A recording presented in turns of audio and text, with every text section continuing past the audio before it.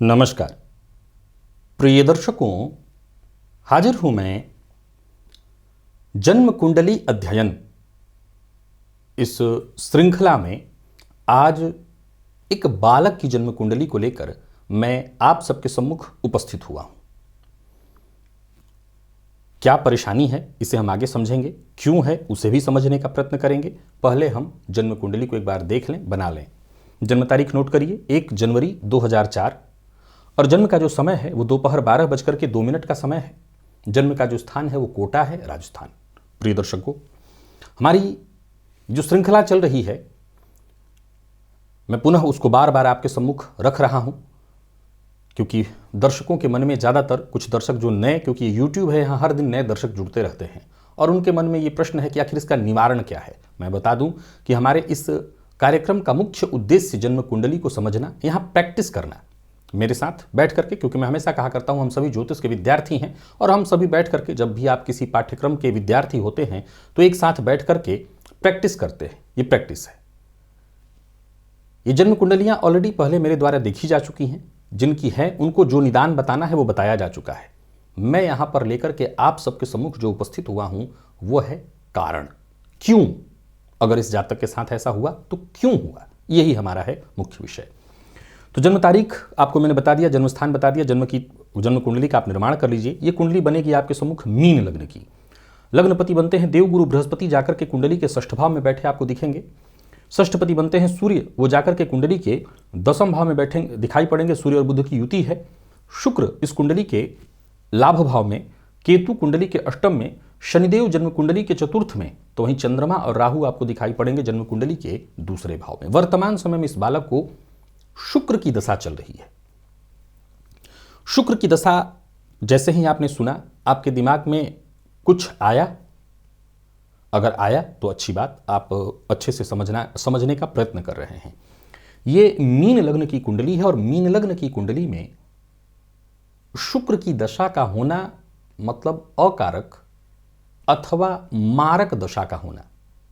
सामान्य शब्दों में कहें तो इस बालक को मारकेस के जैसी स्थिति हम पहले पॉइंट पर नोट करते हैं। अब पुनः आगे बढ़िए। लग्न में मंगल का होना, जो कि इस कुंडली के लिए देखा जाए तो सर्वाधिक योग कारक ग्रह बनते हैं। द्वितीय पति और नवम पति बनकर के लग्न में बैठे हैं 15 अंश 25 कला के साथ उत्तरा भाद्रपद नक्षत्र में, अच्छा है। वहीं सूर्य जो कि कुंडली के 10वें में दिग्बली होकर के बैठे हैं, जो कि अत्यंत श्रेष्ठ। चंद्र और राहु की युति जन्म कुंडली के 2 में। अगर साधारणतया देखें तो इस कुंडली में स्वास्थ्य से संबंधित परेशानियों को, और साथ ही साथ चंद्रमा राहु के साथ जाकर के युति बनाकर के बैठे हुए हैं, जो कि इस बात की सूचना है कि जातक को मानसिक रूप से ये अशांत करेगा। और एक पॉइंट और आप नोट करेंगे, अगर आप मेरे कार्यक्रम लगातार देखते हैं, जो सरल, मैं हमेशा बता रहा हूं बार बार कि जो प्रश्न है वो मैं भी आपके सम्मुख रखूंगा, लेकिन जो सरल पॉइंट आपके दिमाग में क्लिक होना चाहिए वो यही है कि लग्न में मंगल बैठे हैं तो मैं हमेशा कहा करता हूं ऐसे जातक के अंदर पेशेंस की कमी होगी, धैर्य की कमी होगी। लग्नगत मंगल जातक को थोड़ी सी कड़वी वाणी का मालिक बना ही देगा, क्योंकि द्वितीय भाव में राहु आपको बैठे दिखाई पड़ रहे हैं। कड़वा बोलना, गुस्सा होना, और शनि की दृष्टि लग्न पर पड़ने के चलते एक ज्योतिष शास्त्र कहता है उन्माद योग। ऐसे जातकों के अंदर क्रोध बहुत ज्यादा आने लगता है, गुस्सा उसको बहुत आती है। इसके पीछे रीजन है शनिदेव कोई काम वक्त पर कभी होने नहीं देते और मंगल पेशेंस खत्म कर देते हैं। तो क्रोध, चिड़चिड़ापन, जिद्द, गुस्सा इत्यादि इस जातक के अंदर भरपूर होनी चाहिए, ये आपको दिखना चाहिए। 7.5 ढैया इत्यादि अभी इस बच्चे को कुछ नहीं चल रही है। तो जो भी है एक शुक्र की दशा है। असल में इस बच्चे का जब जन्म हुआ था तो इसके हार्ट में, दिल में एक छेद था। आप जानते हैं कि आज के समय में, कभी ये रोग था, गंभीर था, लेकिन आज के समय में ये कॉमन हो गया है और इसका इलाज सफलतापूर्वक हो जाता है। सो इस बच्चे का भी इलाज सफलतापूर्वक हो गया। अभी ये उस रोग से तो कम से कम ग्रसित नहीं है, परंतु जब माँ बाप की बारी आती है और बच्चा जब इकलौता हो तो वो डरने लगते हैं। हर दिन उनका डरते ही बीतता है। और तब जब किस बच्चे को मारकेस चल रहा हो और किसी पंडित जी ने ये कह दिया हो कि भाई इस बच्चे के लिए तो मारकेस का समय है, गंभीर समय है इसके लिए, और थोड़ा बहुत स्वास्थ्य तो रहेगा ही रहेगा, क्योंकि शुक्र की दशा है तो स्वास्थ्य पर असर वो करेंगे ही करेंगे। तो कमोबेश कुल मिलाकर के कहानी यही है। हमें ये बात जाननी चाहिए कि इस बच्चे को आखिर ऐसा रोग क्यों हुआ। मैं फिर से इस बात को सिद्ध करना और समझाना चाहता हूं। देखिए, यदि आप ज्योतिष के विद्यार्थी हैं, ज्योतिष को समझने का प्रयत्न कर रहे हैं, गौर करिएगा कि मैंने सिर्फ उन्हीं पॉइंटों को आपके सम्मुख रखा जो हमें प्रथम दृष्टया दिख रहा है, क्योंकि कोई भी व्यक्ति कूद करके सीधा सीधा किसी की कुंडली में इस पॉइंट पर नहीं जाएगा कि भैया आपके बचपन में आपके दिल में छेद रहा होगा। ऐसा तो हम नहीं कह सकते और कोई नहीं कहेगा। क्यों कहेगा? हाँ, ऐसा हुआ तो क्यों हुआ होगा, हम उस क्यों की ओर चलेंगे। अब प्रिय दर्शकों, जन्म कुंडली का जो चौथा भाव है, इसी को काल पुरुष की कुंडली में काल पुरुष का हृदय कहा गया है, हार्ट, हृदय। और इस भाव में अगर आप देखें तो शनिदेव बैठे आपको दिखाई पड़ेंगे, मंगल की दृष्टि आपको इस भाव पर दिखाई पड़ेगी। इस भाव के स्वामी जो बुध हैं वो जाकर के जन्म कुंडली के 10वें भाव में आपको बैठे दिख रहे हैं, जो कि शनिदेव की दृष्टि से दृष्ट हैं। शनि मंगल का चौथे 10वें का दृष्टि संबंध इस बालक का ऑपरेशन करा देता है, जो कि ऑपरेशन हुआ और ठीक हुआ। किसी भी भाव से संबंधित परेशानियों के आने में भाव, भावपति और भाव कारक तीनों का पीड़ित होना देखा जाता है। कल को यही कारण फिर हार्ट अटैक के लिए भी बनेगा। गौर करिएगा, अगर ज्योतिषीय दृष्टिकोण से देखें तो हार्ट से संबंधित परेशानी, हार्ट का ऑपरेशन, हार्ट अटैक इत्यादि जो घटनाएं हैं कमोबेश एक जैसी, एक दूसरे से मिलती हुई, क्योंकि पॉइंट है हार्ट। अब इस भाव पर जैसे हमने नजर डाला, यहां पर शनिदेव बैठे हैं। वैसे तो शनिदेव को चतुर्थ क्षेत्र का कारक कहा गया है, लेकिन इस भाव के साथ साथ अगर देखें तो भावपति की स्थिति पर आप जरा नजर डालिए तो भाव पर सूर्य की दृष्टि, बुध की दृष्टि, इस भाव के स्वामी बुध बनते हैं।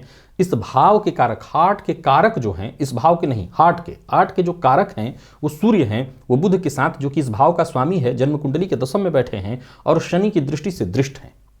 ठीक, अब हम आगे बढ़ते हैं।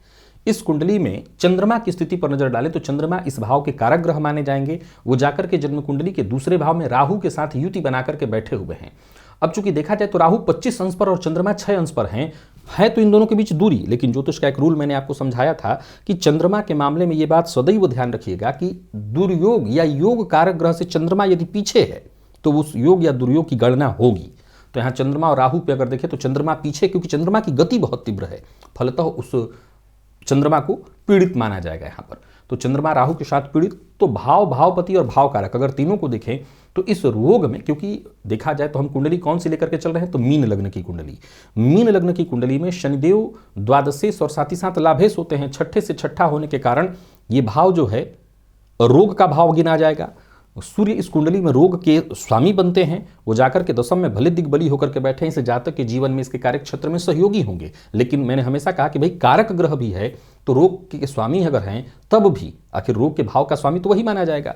तो रोगपति जाकर के बनकर के कुंडली के 10वें में बैठे, लग्नेश जाकर के रोग भाव में बैठे। और अब यहां पर अगर आप गौर करें तो यहां पर सूर्य रोग कारक शनिदेव से दृष्टि संबंध बनाए, जिसके चलते इस जातक के जीवन काल में, बाल्यकाल में ही ये परेशानी इसके साथ हुई। और जैसा कि मैंने कहा कि आगे भी जाकर के ये हार्ट से संबंधित परेशानियों का कारण बनेगा। ये ठीक है कि वो बाल्यकाल था, उसका इलाज हुआ, लेकिन आगे भी जाकर के ये परेशानी होने की संभावना रहेगी, ये परेशानी होगी। एक दूसरा, इनके माँ बाप का जो मूल प्रश्न था वो तो सिर्फ इतना था कि इसके साथ ऐसा हुआ। मेरा विषय क्या था कि ऐसा क्यों हुआ, हमने इसको समझा। अब यहां पर प्रश्न है कि आजकल जो इनके माता पिता परेशान हो रहे हैं उसके पीछे बस रीजन क्या है। वो रीजन इतना ही है कि इस बालक को शुक्र की दशा चल रही है। तो शुक्र की दशा मार्केश ही इस कुंडली के लिए हुई। अब मार्केश की जो दशा चल रही है, और मार्केश शुक्र कैसे हैं, तो लग्नेश के साथ उनका षडाष्टक योग बना हुआ है, 6वें 8वें का संबंध बना करके वो बैठे हुए हैं। इसके बाद देवगुरु शनिदेव की जो दृष्टि है वो लग्न और लग्नपति दोनों पर पड़ रही है। अब गौर करिए तो किसी के भी जीवन काल में कोई बड़ा रोग, कोई बड़ी परेशानी होने के लिए सबसे ज्यादा जन्म कुंडली का जिम्मेदार प्लेनेट कौन सा है, भाव कौन सा है, तो लग्न और लग्नपति। तो ये दोनों के दोनों शनिदेव की दृष्टि से दृष्ट, राहु की भी दृष्टि जो है 5वीं दृष्टि देवगुरु पर पड़ रही है, और साथ ही साथ राहु की दृष्टि सूर्य पर भी है। तो ये सारे कारण थे जो हार्ट पीड़ित हुआ, और यही कारण था जो आगे चल करके संभवतः इस जातक को हार्ट से संबंधित भी परेशानियां देगा। हालांकि छोटे बच्चे के लिए इस तरह की बात करना ठीक नहीं है। मैंने इसके लिए जो भी तर्क उपाय हो सकता है वो ऑलरेडी बता रखा है, आपको उसके लिए चिंतित होने की जरूरत नहीं है। अब चूंकि किसी ने इनकी कुंडली ज्योतिषी ने देखी तो उनको कहा कि भाई इस बच्चे को तो मार्केस भी चल रहा है। गलत तो नहीं कहा, सामान्य शब्दों में कहें तो मार्केस शब्द सुनकर के लोग घबरा जाते हैं, और मार्केस का मतलब ही होता है मार्किस। मार्केस का जो दशा है जातक के लिए कष्टदायी होती है, जानलेवा तक सिद्ध होती है। मैंने अपने कार्यक्रमों में हमेशा इस बात का जिक्र किया है और समझाया है कि मार्केस का अर्थ ज्योतिषशास्त्र मृत्यु से नहीं लेता है। मार्केस का अर्थ ज्योतिषशास्त्र कहता है विस्तीर्णता, नाना प्रकार की परेशानियों का जीवन काल में आना, यही मार्केश है। तो अभी वर्तमान में इस बच्चे के साथ छोटी मोटी भी परेशानियां चल रही होंगी, लगातार चल रही हैं। अब चूंकि देखा जाए तो शुक्र शनि की राशि में बैठे हैं और शनि के साथ भी उनका षडाष्टक योग है। गौर करिए तो इस कुंडली में आपको षडाष्टक योग के कई सारे प्रमाण दिखेंगे। यहाँ शनि और शुक्र का जो संबंध है एक दूसरे से 6वें 8वें वाला है। तो ये शुक्र और प्रबल स्वास्थ्य में परेशानी देने वाले बन गए हैं। लेकिन कम से कम इस जातक के जीवन पर खतरा तो कम से कम नहीं माना जाएगा। अगर देखा जाए तो आयु का जो विचार है वो जन्म कुंडली में अष्टम से होता है, लग्न से होता है, अष्टमेश से, लग्नेश से और तृतीय भाव। तो अष्टमेश और तृतीयेश तो शुक्र ही हैं जो जाकर के 19 अंश पर श्रवण नक्षत्र में बैठे हुए हैं। लग्नेश देवगुरु बृहस्पति जो कि 24 अंश में, ये जरूर थोड़े से कमजोर हैं, जो कि कहीं ना कहीं जातक के स्वास्थ्य को कमजोर करने की बात को प्रदर्शित करा रहे हैं। लग्नेश का कमजोर होना कुंडली में कहीं ना कहीं कुंडली को तो कमजोर कर ही देता है, इसमें कहीं कोई दो मत नहीं कि पूरी जन्म कुंडली वहां पर जाकर के कमजोर हो जाती है जहां लग्नेश कमजोर हो। तो ये थोड़ी सी एक पॉइंट बन जाता है, ये दिक्कत वाली बात है। शनिदेव की बात करें जो कि आयु के कारक हैं, वो 15 अंश 49 कला पर है, तो आयु की स्थिति तो ठीक है, ऐसी कोई बात नहीं है। मार्केश का ये जो समय है वो थोड़ा सा कष्टदायी चल रहा है, जिसका मैंने निदान ऑलरेडी बता रखा है। आपकी दृष्टि में इस जन्म कुंडली में और कौन से पॉइंट ऐसे दिखाई पड़ रहे हैं जिस पर आपकी दृष्टि प्रथमतया गई थी? इसके अलावा ये कारण, मेरा विषय क्या था, हार्ट में छेद, तो हार्ट भाव को हमने देखा, हार्ट से संबंधित पॉइंट सारे इस कुंडली में पीड़ित दिख रहे हैं, जिसके चलते इस जातक को इस तरह की परेशानी हुई। अभी ये ठीक है, मार्केश के चलते कष्ट देख रहा है, जिसके चलते माँ बाप घबराए। आपकी नज़र में इस कुंडली में और कौन से वो पॉइंट हैं जिस पर आपकी दृष्टि जा रही है?